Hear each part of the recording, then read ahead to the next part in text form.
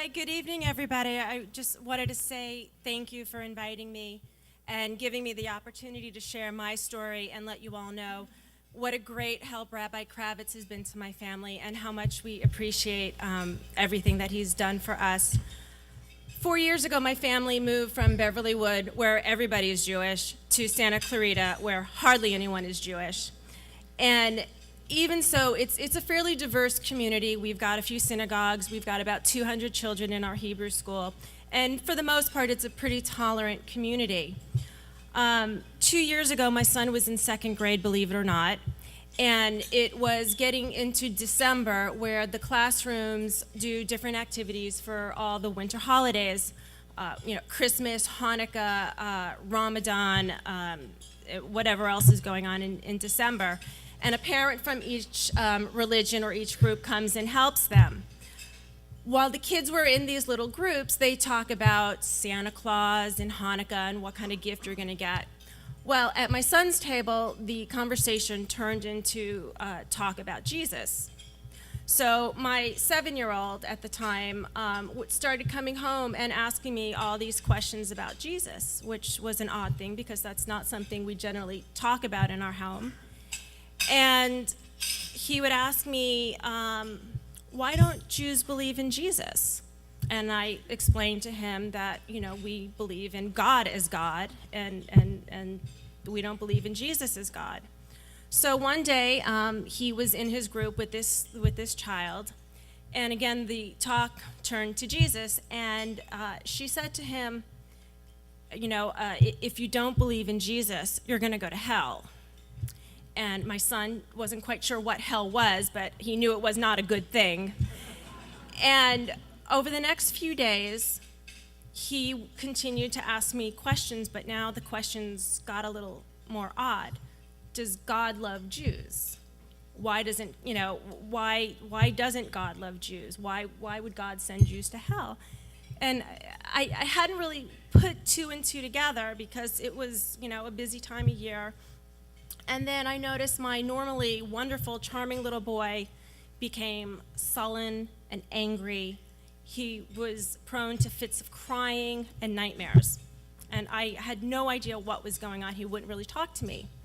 Then one Sunday, on our way to Hebrew school, of all places, he finally confided to me what this child had said. So being we were going to Hebrew school, let's go talk to our rabbi. Unfortunately, at the time, our rabbi was not able to really help us. And the next day I met with the teacher. And the teacher really had no idea how to handle the situation, and she didn't even understand that it was a situation that needed to be handled. And so I had to escalate it to the school principal, who immediately got it. In the meantime, I had this very angry child, and as much as I told him, God loves us, this child didn't really understand what she was saying, she was just repeating it. I couldn't get through to him. And finally one day I said, draw me a picture of how you feel. And the picture was so disturbing that I knew I was not capable of handling the situation. And I didn't know what to do or where to turn to. And so a friend of mine had some information on Jews for Judaism. And I called them the very next day immediately, and Rabbi Kravitz was kind enough to set up an appointment with us. We talked about what was going on. He asked me questions about my child, and we found out that they had karate in common. So they had something that they could bond over.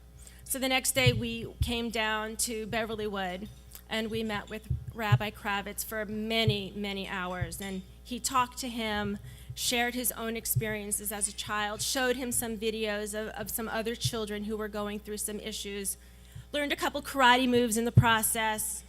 And I think Rabbi Kravitz just had a way with him that really made him feel like this was okay.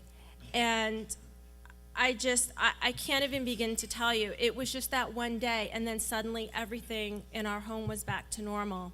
And my wonderful child was my wonderful child again. And, he said, Mom, all I really want from this girl who had said this to him was an apology.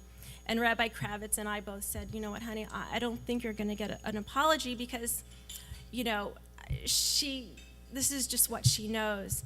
And interestingly enough, months later, the child actually did apologize. And it just, Rabbi Kravitz made such a difference in his being able to accept this, and it breaks my heart that he had to learn this at age 7. But I'm so pleased that, you know, my son now has a real appreciation for what it is to be Jewish and an understanding, and I think, you know, he's in a great situation now because I'm sure this will come up, unfortunately, many, many times in his lifetime. And so to Rabbi Kravitz, I wanted to say thank you so much for helping us, and to thank you all for allowing me to share my story and just let you know what a important organization this is.